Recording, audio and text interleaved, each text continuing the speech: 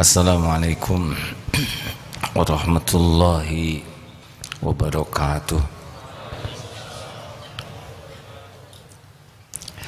Alhamdulillahi rabbil alamin. Alhamdulillahilladzi khalaqal mauta wal hayata liyabluwakum ayyukum ahsanu amala wa huwal azizul ghafur. Segala puji bagi Allah yang menciptakan kematian, al-maut, perpisahan jasad dan ruh, dan kehidupan. Alladzi khalaqal mauta wal hayata liyabluwakum ayyukum ahsanu amala, sebagai ujian, dan yang berhasil adalah yang memiliki ahsanu amala, orang yang paling baik amalannya. Allahumma salli wa sallim wa barik ala sayyidina Muhammad wa ala alihi wa ashabihi ajma'in.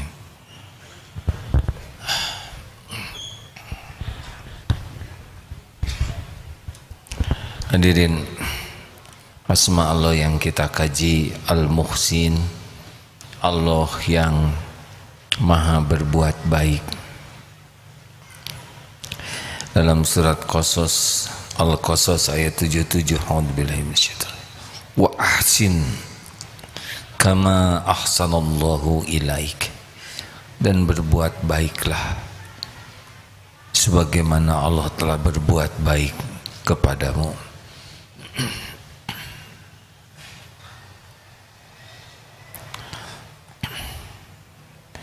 Banyak ayat-ayat yang memerintahkan kita berbuat baik.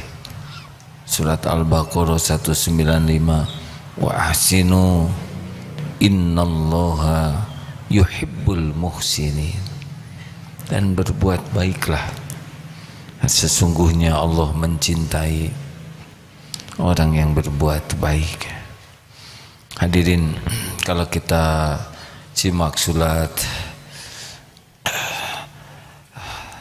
tadi ya, tabarakalladzi, surat Al-Mulk ayat 2, alladzi khalaqal mauta wal hayata liyabluwakum ayyukum ahsanu amala, alladzi khalaqal mauta wal hayata liyabluwakum ayyukum ahsanu amala wa huwal azizul ghafur.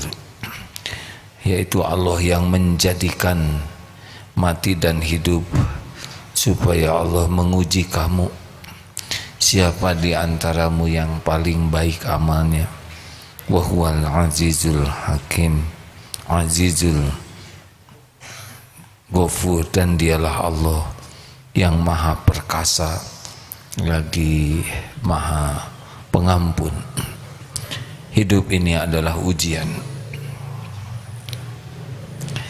Hidup ini adalah ujian. Dengan kematian, dengan kehidupan. Kematian ujian.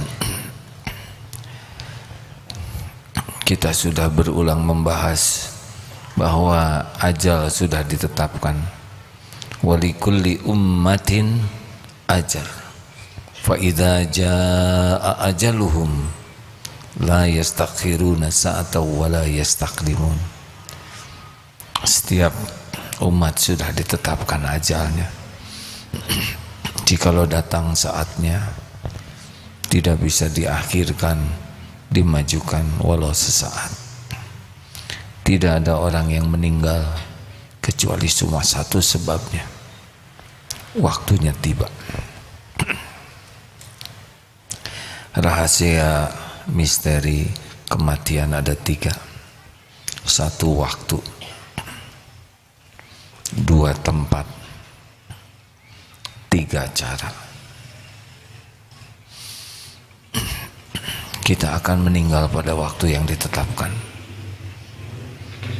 Kapan ditulisnya? Sudah tertulis di Lauh Mahfuz secara umum, tapi ditulis lagi pada waktu 120 hari di rahim ibu. Apakah usia bisa diperpanjang?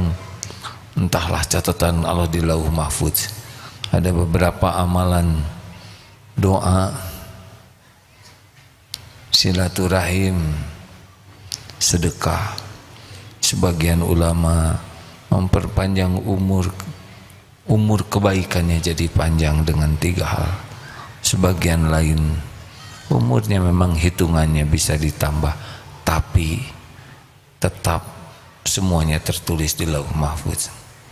Kalau kamu doa ini, tidak doa ini, tidak ada yang keluar dari catatan di Lauh Mahfuz.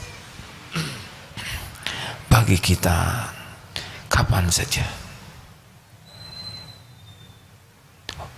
Umur panjang tidak selalu jadi kebaikan, karena sebaik-baik di antaramu adalah yang diberi umur panjang penuh dengan kebaikan. Mau panjang umur tidak?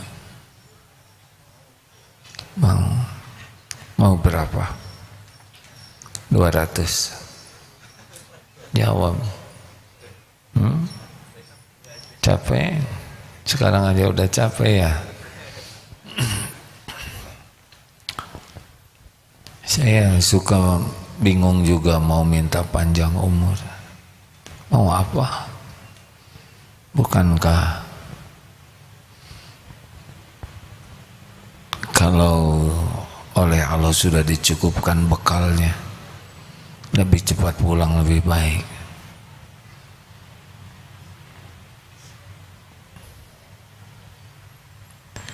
Bertemu dengan pencipta kita yang maha baik. Tapi kalau sudah cukup bekal, tapi kalau tidak cukup memang sebaiknya cukup dulu. Mau apa lama-lama di dunia?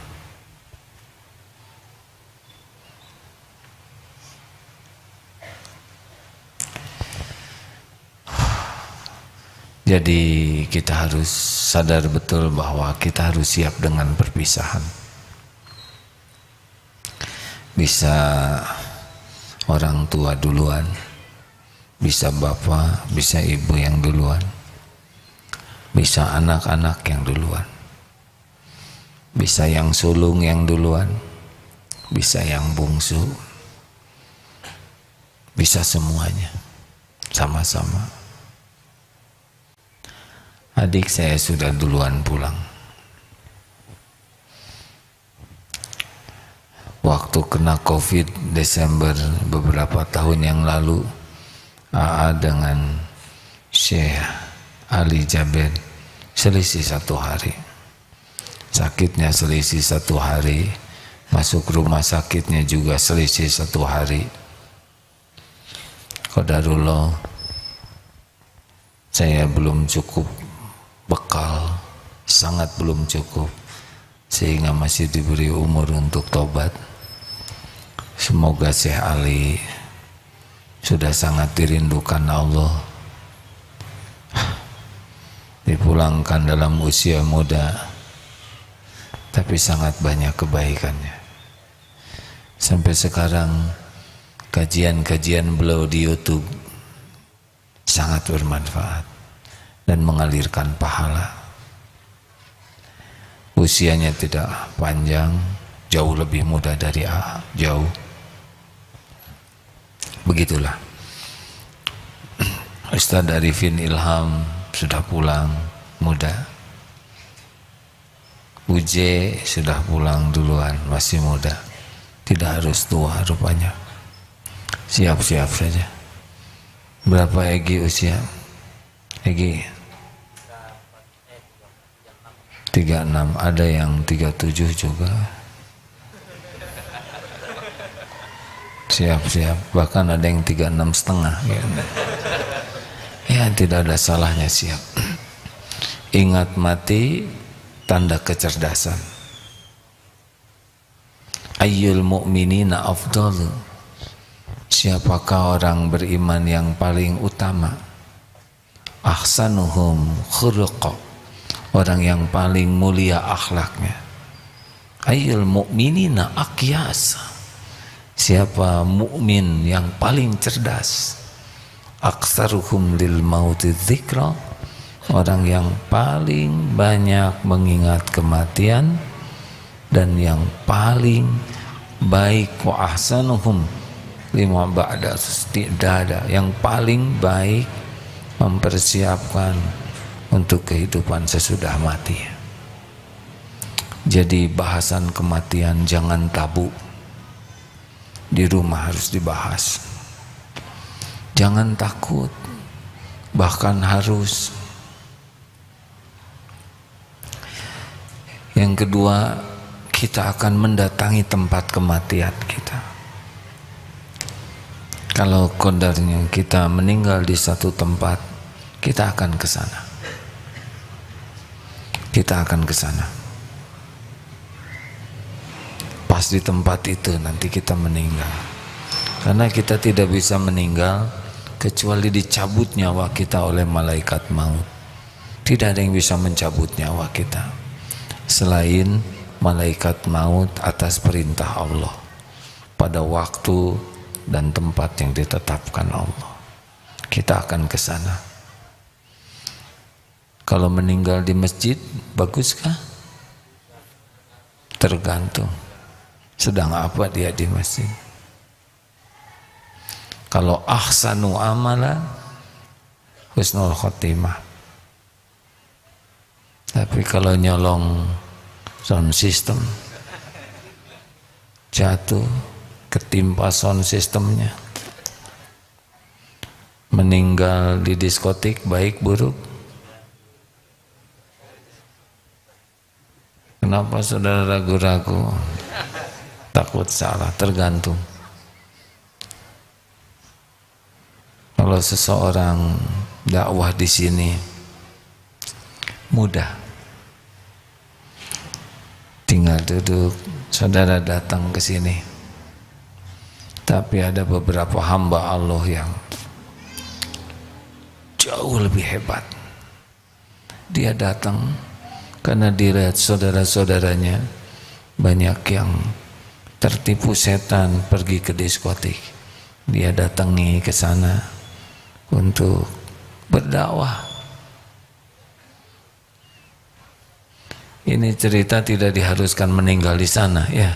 Saudara nunggu meninggal ya, dia udah keburu pulang, tidak jadi.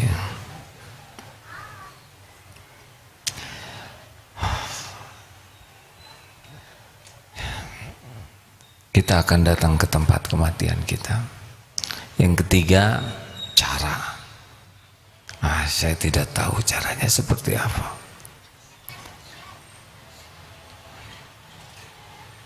Yang paling indah adalah syuhada, syahid dunia akhirat. Itu meninggalnya langsung tanpa hisab.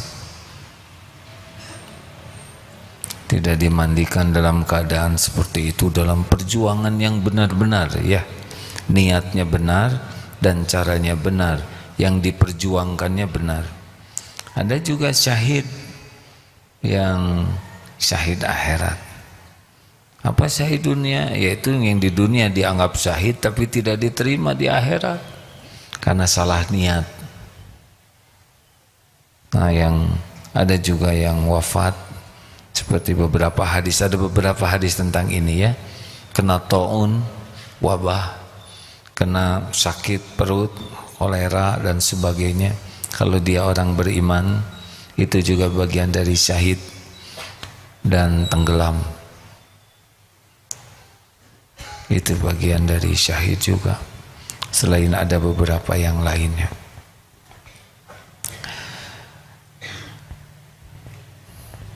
Ada beberapa tayangan yang selalu terkenang, di antaranya Mang Odet ya. Hari Jumat sedang sholat di masjid, siap untuk khutbah Jumat. itu rezeki besar. Ini masjid sudah ada dari tahun kita bangun 2000 berapa? 1994.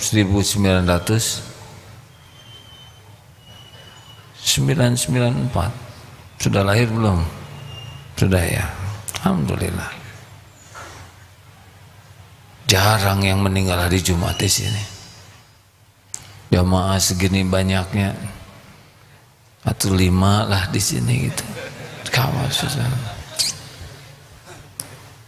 Ada ibu-ibu yang dulu memang minta meninggal di masjid, ada dulu. Tapi segini banyaknya, puluhan ribu, susah ya. Hari Jumat di masjid dalam keadaan sholat, pasti dalam keadaan wudhu, siap untuk khutbah Jumat. Mintalah kepada Allah ya, supaya kita bisa meninggal di waktu tempat terbaik menurut Allah.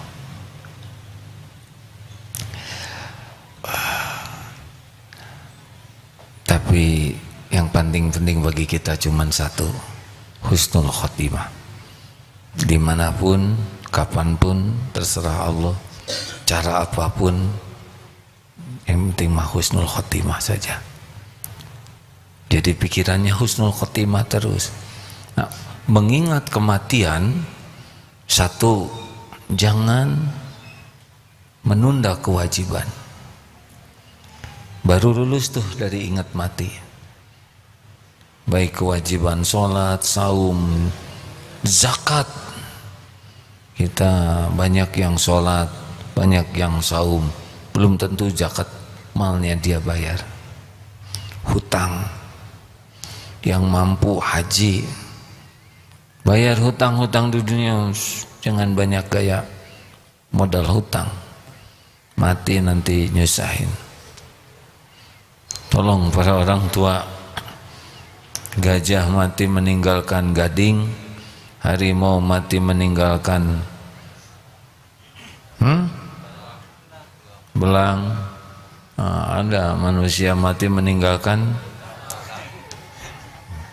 Janganlah, jangan membuat susah anak cucu kita.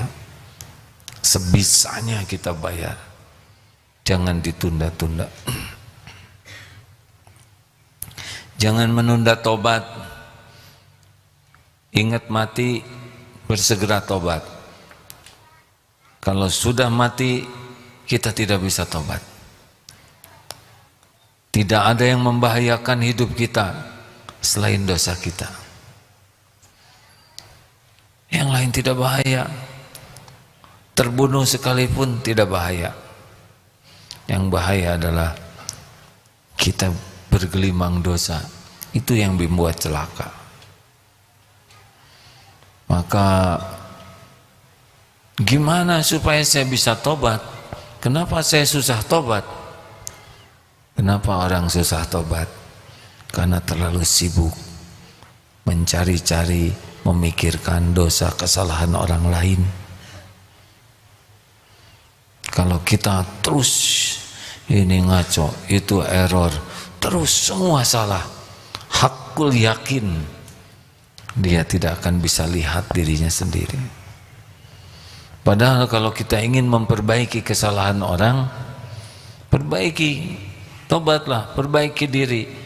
Nanti Allah suka. Innallaha yuhibbut tawwabin wa yuhibbul mutatahhirin. Sesungguhnya Allah sangat mencintai orang yang tobat dan mensucikan diri. Kalau kita banyak tobat, bersegera tobat, kita digunakan oleh Allah untuk memperbaiki orang lain. Kalau kita tidak tobat, sibuk menyalahkan orang, susah. Allah tahu kita tidak tobat, Allah tidak gunakan kita untuk kebaikan. Karena kita juga sudah tidak berguna bagi diri kita sendiri. Orang yang tidak tobat, dia tidak berguna untuk dirinya sendiri sekalipun. Surat Al-Hujurat ayat 11, wa man lam yatub fa ulaika humuz zalimun. Orang yang tidak tobat, manusia zalim. Jangan menunda kewajiban, jangan menunda tobat, jangan menganggap remeh maksiat. Tidak ada jaminan sedang maksiat hidup. Berapa banyak yang mati sedang maksiat. Biasanya orang yang meninggal dalam keadaan maksiat itu terbiasa melakukan maksiat. Aslinya begini hadirin, Allah kan menyaksikan kita berbuat maksiat, kita berbuat dosa, pasti ada dosa kita. Allah tutupi, orang-orang tidak ada yang tahu kita maksiat. Astagfirullahaladzim. Allah tutupi, sudah ditutupi, Allah gerakan hamba-hambanya untuk menasehati kita. Bisa lewat orang tua, bisa lewat guru, bisa lewat keluarga, tobat, bisa lewat penceramah, bisa lewat YouTube. Tidak ada ilmu yang manfaat yang sampai ke kita kecuali Allah yang menakdirkan. Termasuk saat ini, siapa yang dikehendaki Allah dapat ilmu ini, dia akan dengar. Sangat boleh jadi ada yang sudah maksiat datang ke sini dan sekarang jadi dengar, ya. Sesudah ini terserah, ini ujian.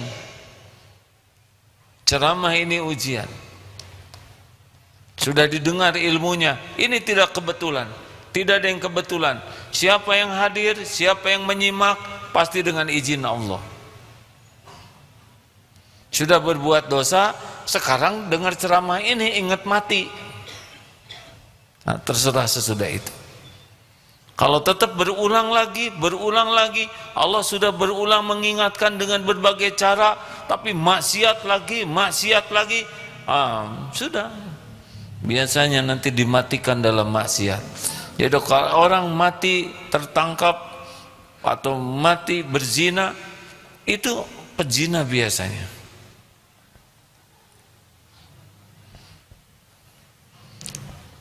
Kenapa saudara jadi pucat beginian?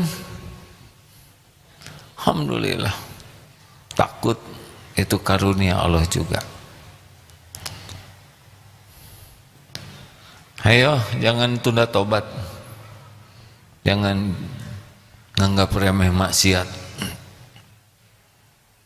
Maaf ya, mengulang cerita. Ada seseorang yang sepertinya dianggap disesepuhkan di sebuah tempat, bahkan dia memimpin ketua sebuah organisasi kemasyarakatan. Keluar dari rumah, kalau tidak salah saya baca jam 10, jam 11 ada waria menjerit. Tahu kenapa menjerit? Ternyata dia berkencan dengan seseorang, bapak-bapak ini sudah 56 tahun dan mati itu di dekat waria itu. Terbuka aibnya, rupanya si bapak perilakunya seperti itu. Tidak ada yang tersembunyi bagi Allah. Wa huwa ma'akum aynama kuntum wallahu bima ta'maluna basyir. Dan dia Allah bersamamu dimanapun kau berada, dan Allah maha melihat apapun yang kau kerjakan. Tidak ada yang luput. Terus maksiat, ya pilihannya mati dalam maksiat, na'udzubillah. Jangan menganggap remeh maksiat. 4. Keberapa itu? Hitung sajalah masing-masing. Jangan menyia-nyiakan kebersamaan.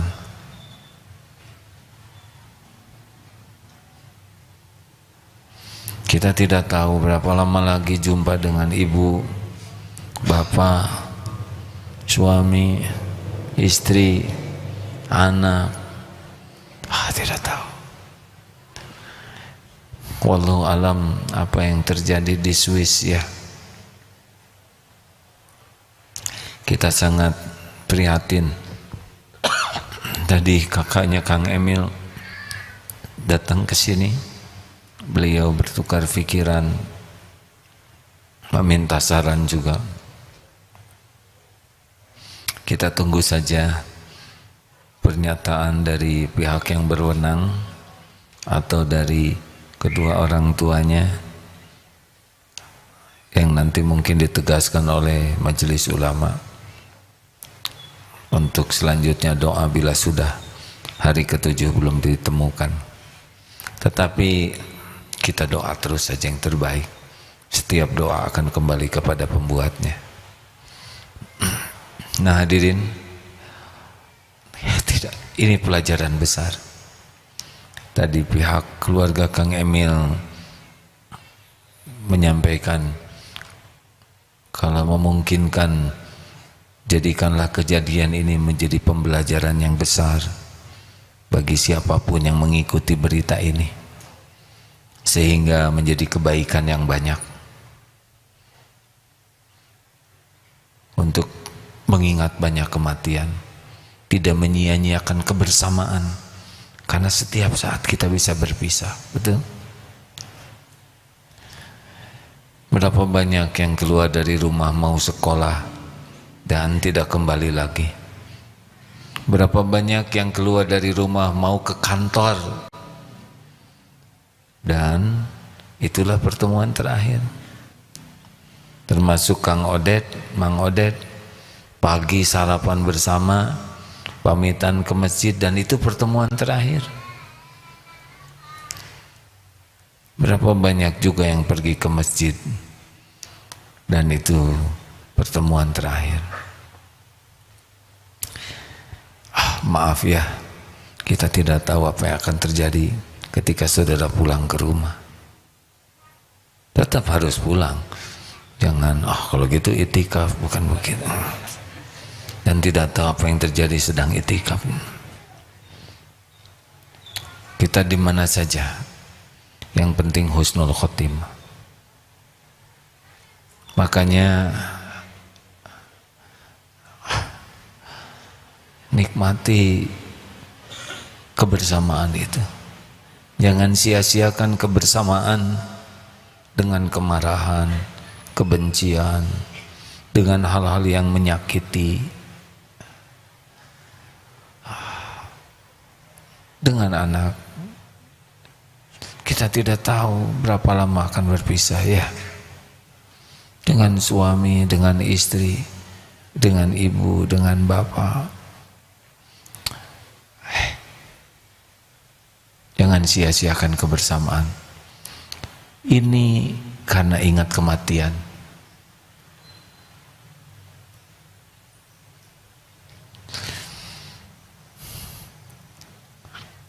Lalu apa yang terpenting, yang terakhir ini dalam ujian kematian ini bagi kita yang masih hidup ya, agar kapanpun kita meninggal husnul khotimah. Jadi prestasi di dunia ini husnul khotimah hadirin, bukan gelar, pangkat, piala, jabatan, kedudukan, itu mah casing. Prestasi di dunia ini husnul khotimah, berakhir dengan akhir yang baik. Apalah artinya kekayaan, pangkat, jabatan, gelar, tapi kalau su'ul khotimah kan? Nah, supaya kita husnul khotimah, ahsanu amalan, akhir yang baik. Ini sudah diberikan kuncinya, ahsanu amalan. Perbuatan yang terbaik itu niatnya lurus, caranya benar. Ini saja yang kita pikirkan setiap waktu. Niat, cara. Innallaha la yanzuru ila suwarikum wa amwalikum walakin yanzuru ila qulubikum wa a'malikum. Sesungguhnya Allah tidak lihat casing kita, harta dan rupa, tapi Allah lihat hati dan amal. Sudah, fokus saja itu setiap waktu.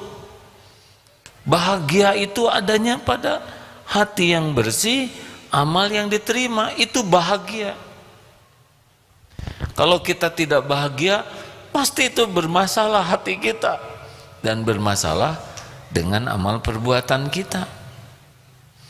Loh, kenapa kalau hatinya baik dan amalnya benar bahagia? Karena yang menggenggam kebahagiaan itu adalah Allah. Kita tidak usah silau dengan orang yang dapat kekayaan ini, bisnisnya maju, omsetnya melimpah ruah, karirnya melejit. Biasa saja. Itu tidak identik dengan bahagia. Siapa yang paling kaya lon itu siapa? Yang apa? Punya teflon, Tesla. Jadi teflon mah itu katel ya, apa dengan kekayaan seperti itu pasti bahagia? Oh, beda kapling. Dunia berikut isinya itu hanya untuk casing hati Allah. Jadi tidak usah silau. Dan orang kaya itu bukan karena hebat, enggak, cuma satu, karena Allah mau ngasih dah itu. Mungkinkah bodoh kaya?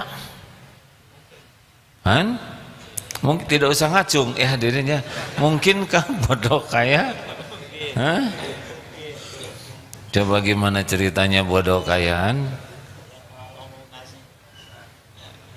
Iya, ini bapak kaya, punya anak satu-satunya, nggak naik aja, meninggal blek warisannya.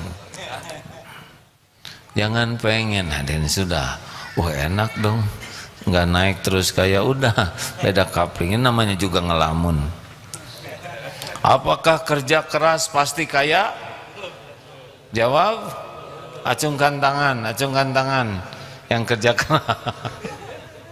Bapak kerja keras sudah susah kayaan gitu. Ini jujur pisan. Kurang gimana kerja kerasnya tukang batu ya. Lah pokoknya nggak usah kagum-kagum sama dunia ya.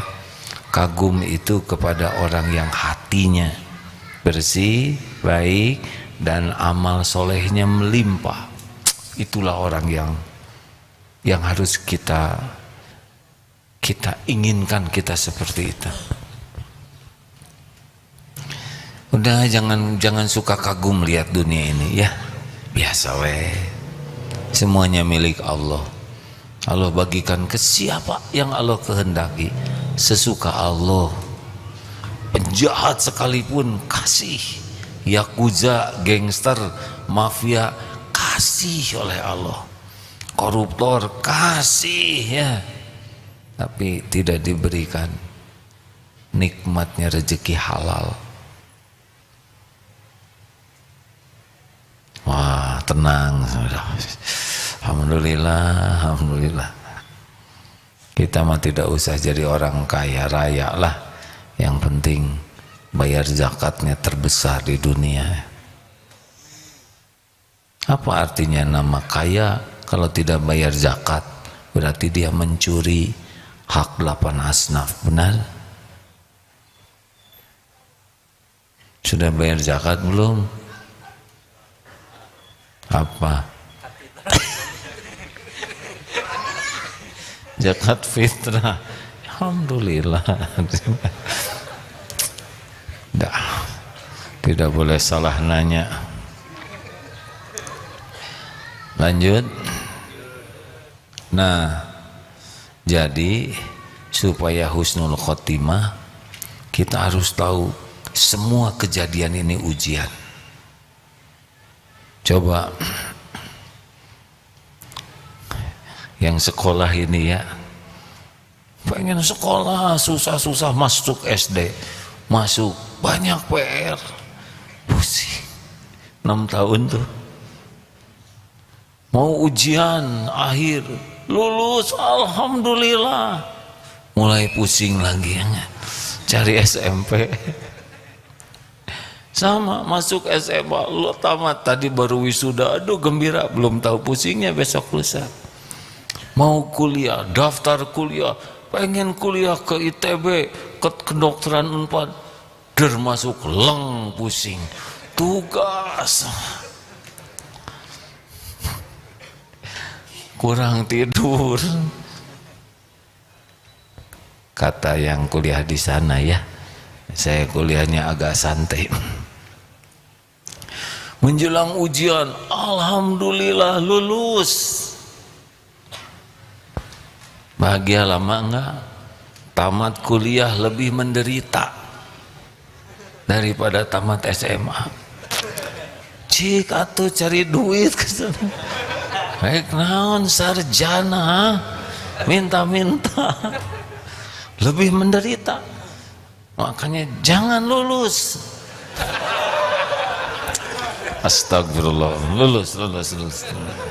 Astagfirullah, satu patah kata bisa dihisab ini. Lulus,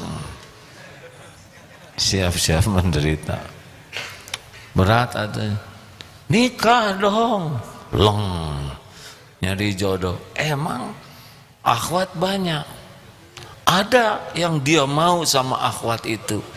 Ujiannya akhwat itu mau sama teman kita. Aduh.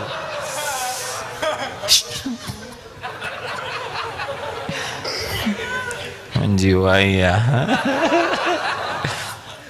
Aduh, ujian. Menjelang nikah teh ujian, hadirin.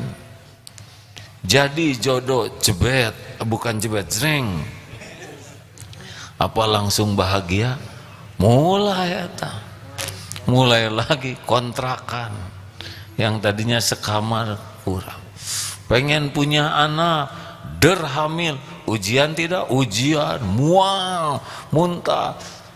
Dan ngidamnya tuh enak lihat suami, bayangkan, aduh, ujian. Benar?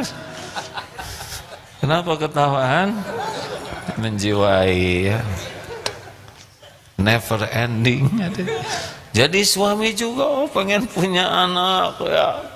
Udah hamil besar, menjelang melahirkan, waduh tegang, berol anak mulai baby blues. Aduh, malam jaga bayi ya, bayi nangis, ibunya nangis, bapak nangis, jadi bertiga ya. Bener tidak nih? Jadi kapan bahagianya ya? Kan? Bahagianya kalau menyikapi kejadian dengan cara yang Allah sukai, itu bahagianya. Kalau ngarap-ngarap tidak ada masalah, tidak bisa. Ingin suami yang baik sekali tanpa kesalahan, itu malaikat, nggak ada ya. Saya ingin suami yang baik hati, pintar, soleh. Ya saudara ingin nggak apa-apa, tapi mau nggak orang itu ya kan? Kan masalahnya bukan kita mau sama dia, tapi dianya mau enggak. Allah yang ngebulak-balik hati. Ujian. Coba akhwat ingin punya suami yang ganteng sekali, nggak sampai senabi Yusuf lah, setengahnya ganteng pisan, mau? Dia belum tahu penderitaan. Banyak peminatnya, stres. Bapak mau punya istri secantik bidadari? Punten ya, tanpa meremehkan profesi. Kalau nggak ngimbang Pak, istri pergi ke undangan, itu supirnya di luar aja. Bisa maaf ya, ini tidak merendahkan supir ya, tapi boleh jadi tertekan kita, nggak ngimbang, nggak salah pilih punya suami itu, kayak nggak ada lagi itu. Oh,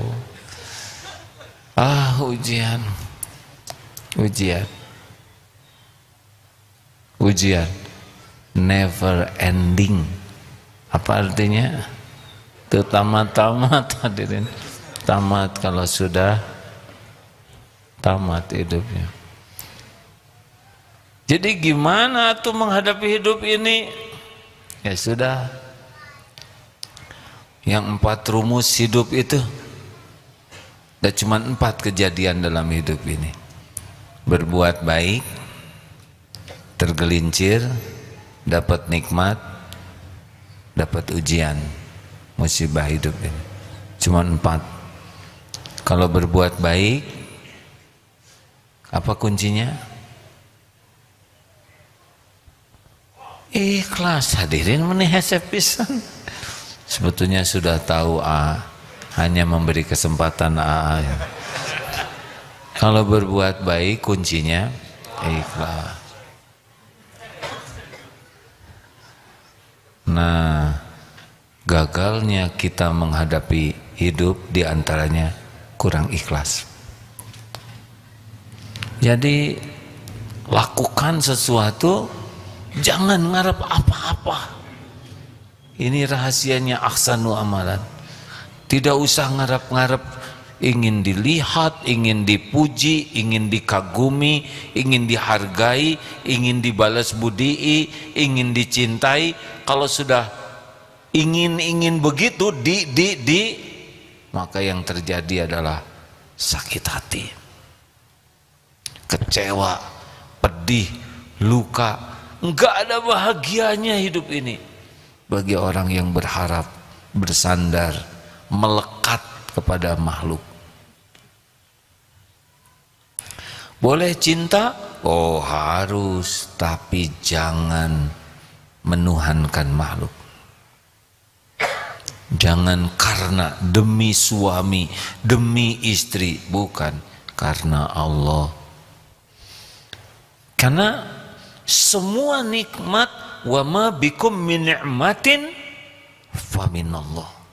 Nikmat apapun dari yang terhalus sampai yang terhebat cuma satu pemiliknya. Siapa?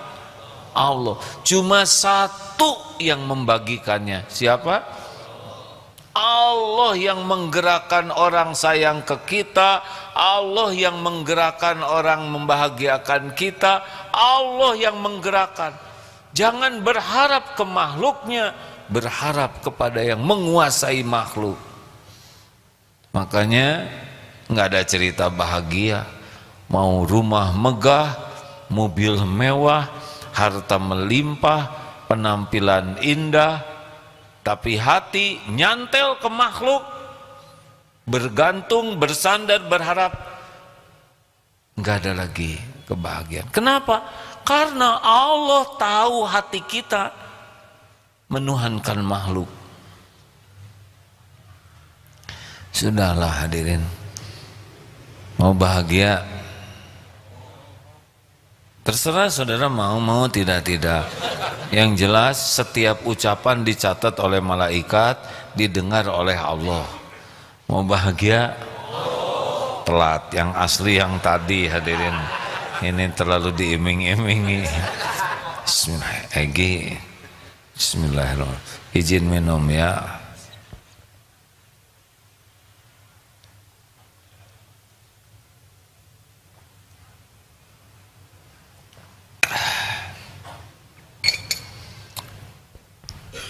Latihlah berbuat baik untuk suami, istri sebagai amal soleh. Bukan untuk dipuji, bukan untuk dihargai, bukan untuk dibalas budi. Tapi benar-benar saya tidak dihargai, nggak apa-apa. Ada waktunya nanti. Allah yang membulak-balik hati. Kalau didapati kita benar-benar ikhlas, sabar, nanti ada waktunya. Allah membulak-balik hati. Kita tidak bisa membulak-balik hati siapapun.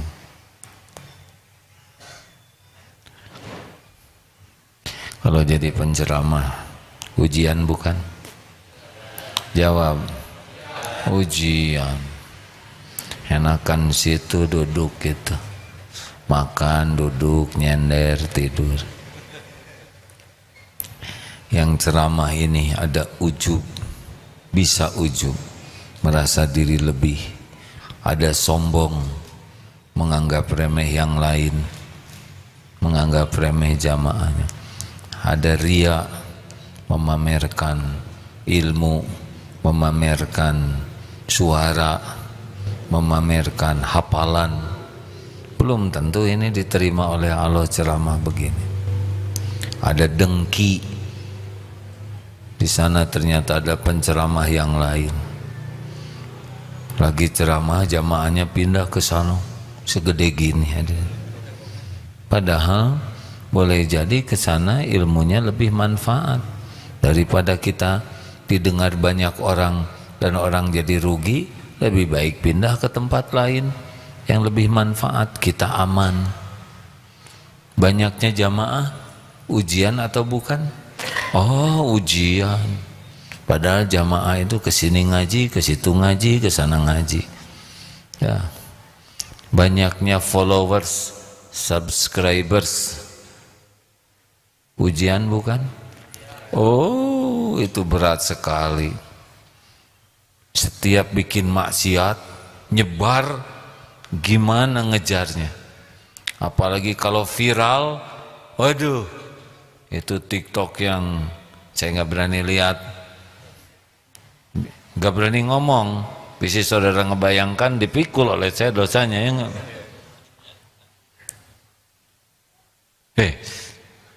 Medsos ini nggak tahu gimana tobatnya nih. Nyebar kemana-mana, ditiru. Berbahagialah yang punya medsos, followernya cuman dirinya sendiri. Aman, nggak usah maksa-maksain diri ingin banyak followers. Tidak ada apa-apanya. Yang ada apa-apanya cuman satu, Allah ridho atau tidak. Tidak terkenal di dunia, enggak apa-apa. Tidak penting jadi orang yang terkenal, tidak penting sama sekali. Yang penting itu kita disukai Allah. Kalau dengan terkenal Allah makin suka, ya terserah Allah. Kalau boleh milih nih ya saya ya, mending terkenal, mending biasa-biasa aja. Saya milih ingin biasa-biasa saja. Cuma udah takdirnya begini, ujian. Kemarin pakai masker jauh lebih aman, jarang ada yang tahu. Sekarang mulai dibuka, mulai ujian. Potret sana, potret sini. Pergi ke museum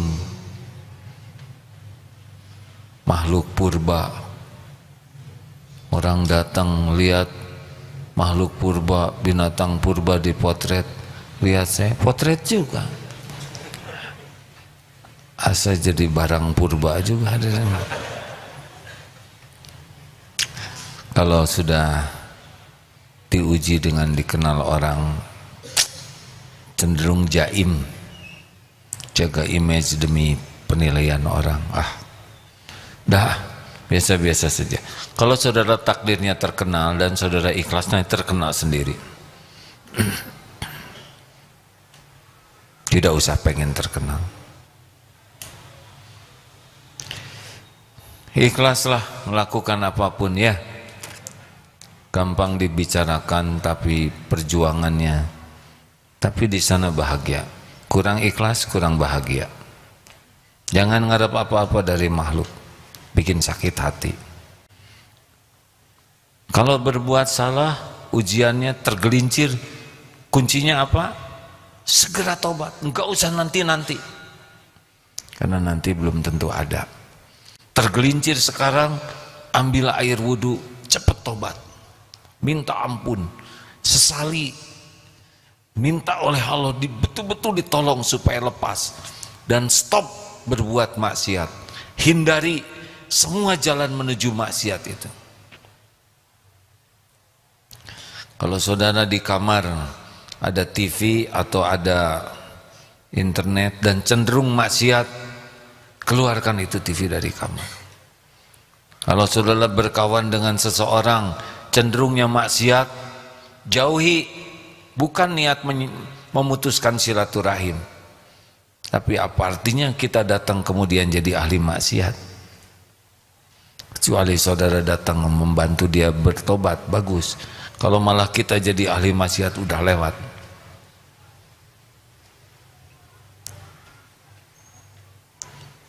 Empat. Yang keberapa? Sebetulnya saya ngelewat nomor 3, tapi saudara diam aja, berarti saudara tahu sih, cuman membahagiakan saya kan. Saya harus positive thinking. Yang ketiga, ujiannya kalau diberi nikmat. Yang lulus yang bagaimana? Jawab atuh hadirin.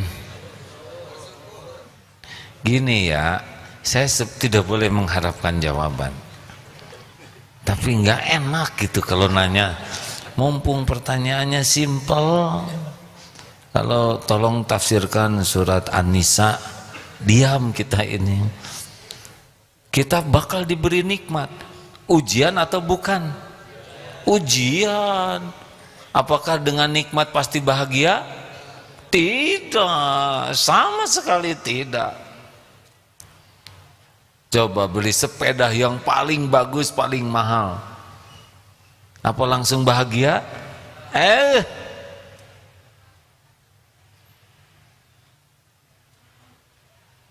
Kalah. Makin mahal makin nyiksa, ingin diketahui orang. Udah pakai yang bagus, kata temen, pinjam punya siapa? Aduh, nyicil berapa puluh tahun, belum lagi takut codet ya, takut, belum lagi takut hilang. Ya maaf ya, semoga Allah menyayangi sahabat saya yang ngasih sepeda. Ini benar-benar pengalaman hadirin. Ada sahabat yang semoga Allah membalas kebaikannya, memberi sepeda sebelum senang bersepeda. Ini ada sepeda bagus buat supaya olahraga.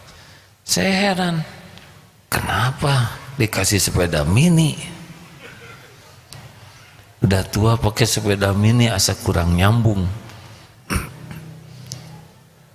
Pakai biasa sambil ayo sepeda mini ya, tapi demi pahala mengalir kepada yang ngasih, pakailah ke masjid tanpa beban, biasa cuma rada malu-malu pakai sepeda mini. Saya nanya, kenapa sepeda mini? Itu bukan sepeda mini, itu sepeda lipat, seli. Itu teh bagus. Coba lihat browsing. Masya Allah, sesudah tahu harganya, itu sepeda brongos Pak. Tidak boleh nyebut merek. Seharga mobil bekas hadirin. Tergantung tahun ya. Ini edisi limited, hanya 1000 di dunia, gebuk lagi. Coba langsung, ngotorin hati itu. Ini sepeda bagus loh, waktu itu lagi mulai terkenal. Tapi jadi nggak tenang. Di masjid jadi tegang. Gimana ngoncinya? Masa di bawah sholat berjamaah ya? Aduh, main sepeda sendirian yang tadinya nyaman takut dibegal. Begitulah, akhirnya dilipat, masukin ke tas. istirahat, tenang dia di sana. Pinjem we sepeda pembantu, jernih lagi aja pikiran teh. Bukan tidak boleh, tapi percayalah, diberi nikmat itu belum selesai, itu baru diuji. Baru bahagia oleh Allah diberi kalau syukur. Jadi dapat sesuatu, itu baru ujian. Ayo, bahagia itu bukan pada sesuatu, tapi pada mensyukuri sesuatu. Fakana khairullah. Ajaban li amril mu'min inna amrahu kullahu khair. Sungguh menajubkan keadaan orang yang beriman, urusannya semuanya itu jadi kebaikan. Walaisa dzalik li ahadin illa lil mu'min. Tidak ada yang begitu kecuali orang yang beriman, yakin ke Allah. Diberi nikmat, dia bersyukur, fakana khairullah, maka itu baik baginya. Jadi kebaikan itu pada syukur, bukan pada karunia nikmat fisiknya. Makanya maaf ya, orang yang tidak tahu syukur, mau punya apapun tetap menderita. Dan hebatnya, dengan syukur sesuatu itu bisa dinikmati, dan yang belum ada diadakan oleh Allah. Ini hebatnya syukur, yang ada ternikmati, yang belum ada ditambahkan. Aduh, lezat. Tapi sedikit yang bersyukur. Syukurlah. Coba bangun tidur, kolesterol naik ya, aduh ya, asam urat ya Maya, aduh dasar cuaca ngaco, kacau pisan dunia teh, mendung mas, barecek di mana, baju nggak ada yang kering, cilaka, terus saja dicatat setiap kata. Ana inda dhanni abdi bi, aku sesuai dengan prasangka hambaku. Saya meliur hidup teh, ret liur. Kenapa bangun tidak bahagia? Alhamdulillahilladzi ahyana ba'dama amatana wa ilaihin nusyur. Alhamdulillah ya Allah. Bahu agak kurang enak, insyaallah akan lebih segar bahu ini, akan bebas dari kolesterol, insyaallah. Alhamdulillah, nafas segar, terima kasih ya Allah. Alhamdulillah gratis. Berangkat, alhamdulillah bisa bangun tegak, stretching.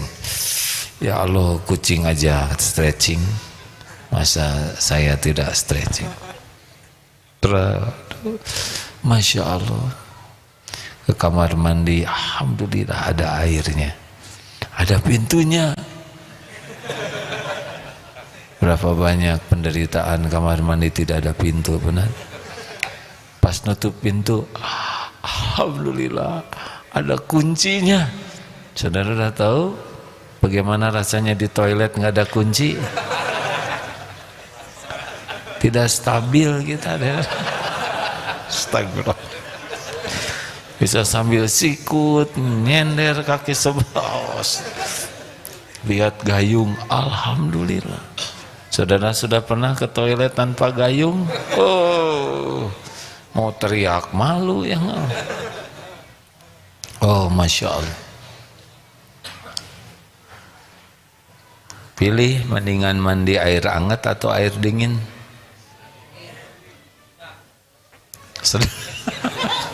Air sedang katanya. Kalau air hangat, manasinnya makan biaya, listrik lumayan manasin, kompor manasin juga. Yalah, kalau ada boleh air hangat, kalau enggak ada dingin saja. Tapi dingin namanya juga air dingin. Coba di otaknya, di mindsetnya, Allah kan ngasih otak ke kita. Alhamdulillah ada air dingin ya Rob. Hasil penelitian Air dingin ini menyegarkan, mood jadi fresh, stres depresi bisa hilang, daya tahan tubuh meningkat, sel-sel darah putih akan semakin memperbaiki di imunitasnya. Bismillah ya Allah, alhamdulillah seger ya Allah, terima kasih. Kenapa nggak begitu yang yang tiris, yang rematik ya, rematik ya? Kenapa harus begitu kan? Kenapa? Kenapa harus nyebut rematik? Diijabah tahu. Alhamdulillah. Hari ini saya lebih segar, lebih kuat, lebih fresh, lebih bahagia dengan izin-Mu ya Allah. Enak kan? Saya akan jadi pemaaf. Saya ingin menyapa orang dengan baik. Saya ingin nyenengin orang sebanyak mungkin. Semuanya dengan pertolongan-Mu ya Rabb. Beda hadirin, itu teh syukur. Banyak masalah pisan hirup teh. Pusing jadi suami teh. Apalagi anak 3 lagi, aduh riut. Siapa yang bikin anak ini? Sudahlah, jangan begitu. Syukur ala kulli hal. Dan yang terakhir, kita bakal diuji dengan ya ujian-ujian hidup ini, tapi bisyai'in. Coba dibaca. Tolong dibacakan Al-Baqarah 1.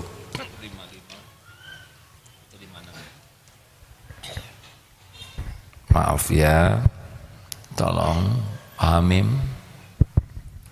Surah Al-Baqarah, surah kedua ayat 155 dan 156. A'udzu billahi minasy syaithanir rajim. وَلَنَبْلُوَنَّكُمْ بِشَيْءٍ مِّنَ الْخَوْفِ وَالْجُوعِ وَنَقْصٍ مِّنَ الْأَمْوَالِ وَالْأَنفُسِ وَالثَّمَرَاتِ وَبَشِّرِ الصَّابِرِينَ الَّذِينَ إِذَا أَصَابَتْهُم مُّصِيبَةٌ قالوا إنا لله وإنا إليه راجعون. Dan kami pasti akan menguji kamu dengan sedikit ketakutan, kelaparan, kekurangan harta, jiwa, dan buah-buahan. Dan sampaikanlah kabar gembira kepada orang-orang yang sabar, yaitu orang-orang yang apabila ditimpa musibah mereka berkata inna lillahi wa inna ilaihi raji'un. Sesungguhnya kami milik Allah dan kepadanya lah kami kembali. Ulaika alaihim salawatu min rabbihim wa rahmah wa ulaika humul muhtadun. Itu ayat selanjutnya ya. Mereka itulah yang akan mendapatkan keberkahan yang besar, ampunan Allah, curahan kasih sayang, dan mereka lah yang diharapkan mendapat petunjuk. Jadi sudah pasti diuji. Tahu ujian yang pertama apa? Pokoknya ujian hidup ini pasti kecil dibanding dengan nikmat yang ada. Itu harus kita sadari. وَلَنَبْلُوَنَّكُمْ بِشَيْءٍ مِنَ الْخَوْفِ. Yang pertama adalah ujian hidup itu justru kekhawatiran, kecemasan, takut, berbagai jenis. Itu jadi yang ujian pertama kita itu adalah sesuatu yang non fisik. Takut menghadapi penyakit, takut suami gimana, takut istri gimana, takut. Nah ini ujian baru tentang lapar, harta, jiwa, buah-buahan. Wabasyiri sobirin, dan berikan kabar gembira bagi orang yang sabar. Siapa orang yang sabar? Alladzina idza asabathum musibah qalu, kena musibah dia tidak kemana-mana, hatinya pikirannya, lisannya, ini kami semua milik Allah. Tidak ada merasa memiliki. Semuanya milik Allah. Suami milik Allah, anak milik Allah. Semakin kuat merasa memiliki, semakin menderita. Awal dari ketidaksabaran adalah merasa memiliki, padahal milik Allah sepenuhnya, dan kembali kepada Allah. Jadi orang itu sulit sabar ketika merasa memilikinya kuat. Harusnya merasa tertitipi. Nanti akan ada saat wakaf. Siapa yang paling ringan untuk berwakaf atau bersedekah? Yang yakin uang ini titipan Allah. Yang ini uang saya, itu lebih berat. Allah menitipkan uang untuk dinafkahkan, insya Allah sebagian. Tidak usah seluruhnya, nanti DKM yang ngongkosin kurang enak juga ya. Sebagian saja, maksudnya sebagian besar. Sing sabar hadirin. Sabar itu menahan diri, sabar itu mengendalikan diri. Orang sabar pasti ditolong Allah. Innallaha ma'as sabirin. Orang sabar, wasta'inu bis-sabri was-salah. Tenanglah, semua ujian sudah diukur oleh Allah. Semua ujian pasti membawa kebaikan bagi orang yang beriman kalau sabar. Semua ujian ada akhirnya. Fa inna ma'al usri yusran, inna ma'al usri yusran. Semuanya ujian. Punya anak ujian, punya suami, punya istri ujian. Kelebihannya disyukuri, lulus. Kekurangannya disabari, dibantu, diperbaiki semampu kita. Itu pun bagian pahala. Bersabarlah menghadapi hidup ini. Tidak usah mendagangkan penderitaan. Sebagai penutup hadirin, ini kepada seluruh masyarakat yang suka menyebarkan berita apapun, saya berharap bijaksanalah di dalam pemberitaan kepada keluarga Kang Emil, Eril ini ya. Jangan segala diberitakan yang tidak ada manfaatnya hanya demi meningkatkan rating, meningkatkan followers, meningkatkan subscriber, hanya untuk meningkatkan like, sehingga semua digali yang tidak perlu. Empatilah kepada keluarganya. Jangan, maaf ya, jangan mencari keuntungan di balik penderitaan, kesulitan, kepedihan orang. Sangat tidak bagus, tidak punya adab yang baik. Adab dalam Islam itu harus dijaga kehormatan keluarganya. Bahkan kalaupun kita bertemu dengan seseorang yang wafat, kita tidak boleh bercerita kecuali yang baik-baik saja. Suka sedih melihat pemberitaan yang tidak perlu hanya karena ingin ada berita, lalu segala digali, dicari. Jangan sampai mengundang bencana bagi para penulisnya sendiri. Allah tahu siapa yang mengeruk keuntungan dengan ujian penderitaan orang lain. Nauzubillah, jangan sampai nanti akan jadi musibah bagi orang yang menulis dan menyebarkan yang tidak perlu. Sekedar saran itu. Terima kasih sahabatku yang baik. Hidup ini ujian, dan yang sukses adalah ahsanu amalan. Tetaplah jaga hati, usahakan tetap berusaha semakin bersih, dan jadikan kejadian apapun jadi amal soleh kita. Itulah orang-orang yang lulus menghadapi ujian ini. Semoga kita termasuk yang lulus, amin. Alhamdulillah rekan-rekan, saya mohon maaf ini kepanjangan. Kita akan sorban infak. Ini untuk dirinya sendiri. Berinfaklah dengan keyakinan Allah Maha menatap, Maha melihat, dan Allah menjanjikan yang terbaik bagi yang ikhlas. Mari kita baca Fatihah, Al-Ikhlas, Al-Falaq, An-Nas. Al-Fatihah. A'udzu billahi minasy syaithanir rajim. Bismillahirrahmanirrahim. Alhamdulillahi rabbil alamin. Ar-Rahmanir-Rahim. Maliki yaumiddin. Iyyaka na'budu wa iyyaka nasta'in. Ihdinas siratal mustaqim.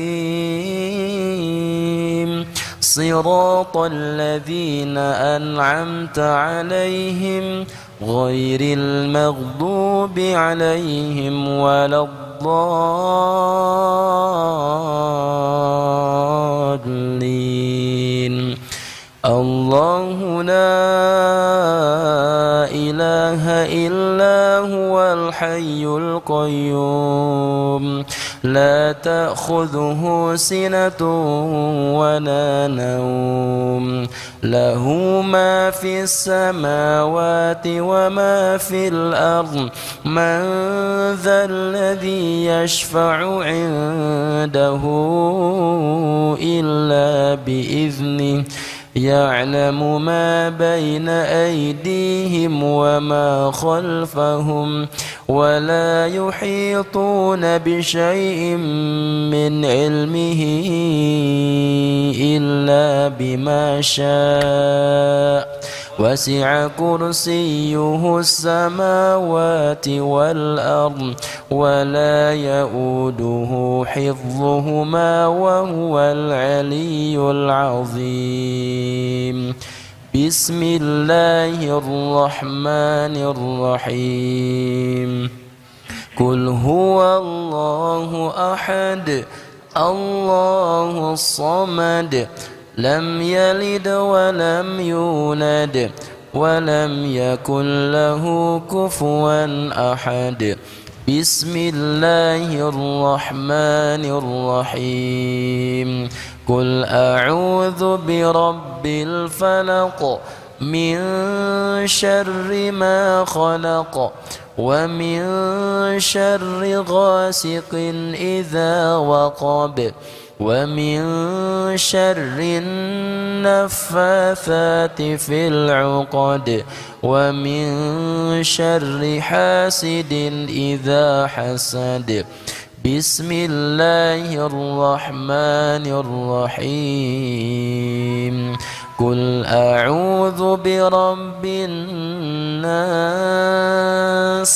ملك الناس إله الناس من شر الوسواس الخناس الذي يوسوس في صدور الناس من الجنة والناس. Hadirin, Allah Subhanahu wa taala Maha dekat. Wa idza sa'alaka 'ibadi 'anni fa inni qarib.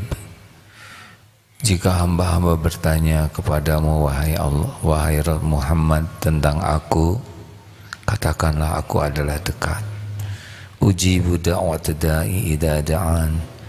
Aku kabulkan orang-orang yang berdoa apabila berdoa.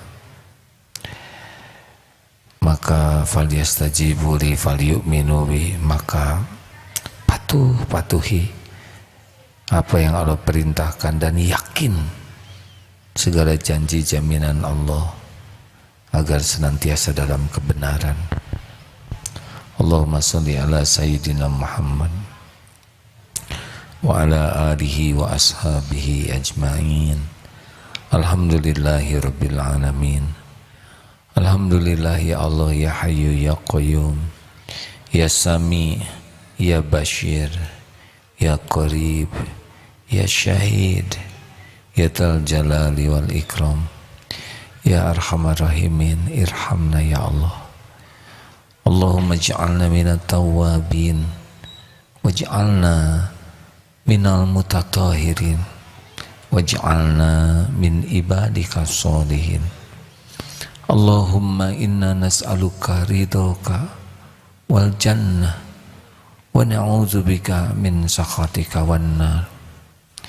Ya Allah, Allahumma inna nas'aluka imanan kamilan wa yaqinan sadiqan wa qalban khashi'an wa lisanan zakiran. Allahumma inna nas'aluka taubatan nasuha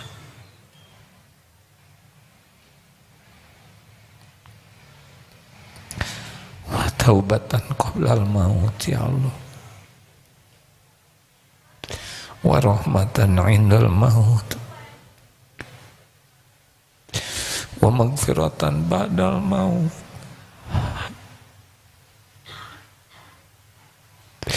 Allahumma hawin alaina fi sakaratil maut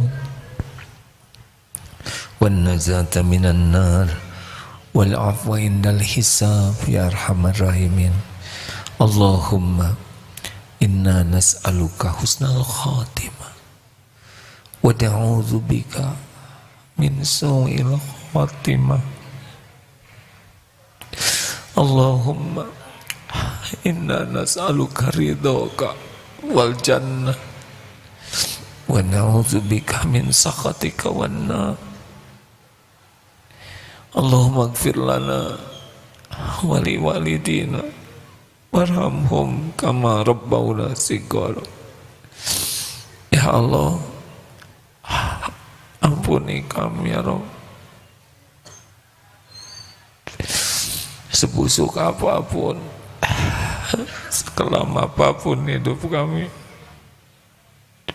senista apapun aib dan dosa kami.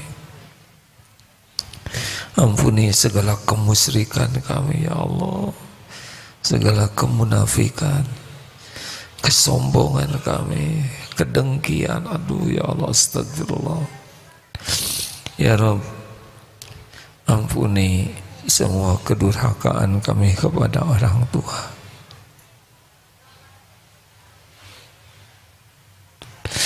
Engkau menyaksikan apapun yang kami lakukan kepada ibu bapak. Ampuni dan sayangi orang tua kami ya Allah. Sayangi keduanya ya Rabb, sebagaimana Engkau saksikan menyayangi kami di waktu kecil. Ampuni dan sayangi guru-guru kami.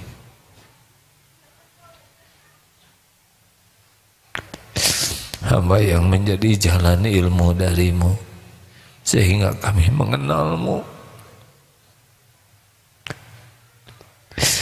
Muliakan guru-guru kami ya Allah, keluarganya, keturunannya.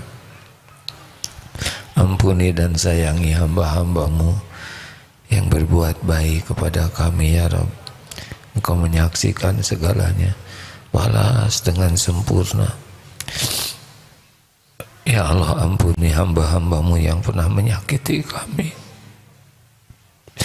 Mereka hamba-Mu jua.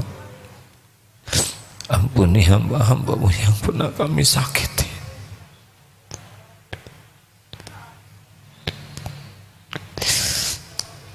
Bukakan hatinya agar bisa memaafkan.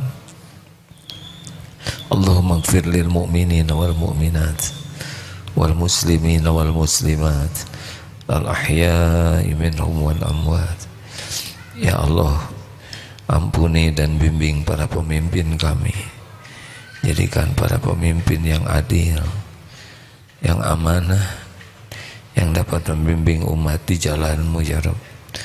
Engkau lah yang membulak-balik setiap hati. Allahumma a'izal Islam wal muslimin.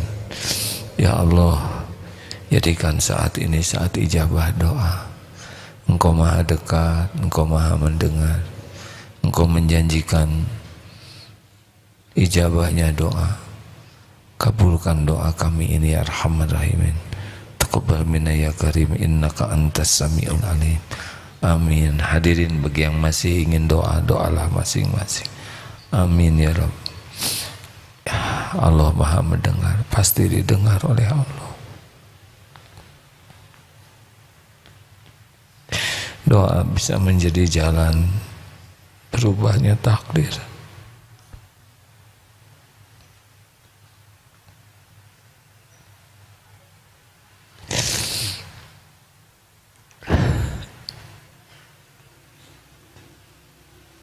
Doakan keluarga Kang Emil, hadirin.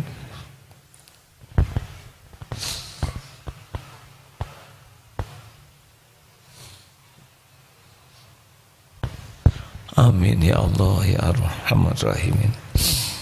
Ya Allah, karuniakan kepada kami istiqomah. Allahumma rizukna istiqomah. Jangan cabut nikmat iman ini. Rabbana la tuzigh qulubana ba'da idh hadaitana min ladunka rahmah innaka antal wahhab. Ya muqallibal qulub tsabbit qulubana ala dinik. Rabbana atina min ladunka rahmah wa hayyi' lana min amrina rasyada. Rabbana atina fid dunya hasanah wa fil akhirati hasanah wa qina adzabannar. Subhana rabbika rabbil izzati amma yasifun wa salamun alal mursalin walhamdulillah. Alhamdulillah. Semoga yang sedang sakit disembuhkan Allah, yang punya hutang dilunasi oleh Allah, yang merindukan pendamping dimudahkan jodoh yang baik, yang belum punya keturunan diberikan keturunan terbaik. Semoga Allah undang ke Baitullah dan Allah muliakan dengan husnul khotimah. Terima kasih hadirin. Subhanakallahumma bihamdik, asyhadu alla ilaha illa anta, astaghfiruka wa atubu ilaik. Assalamualaikum warahmatullahi wabarakatuh.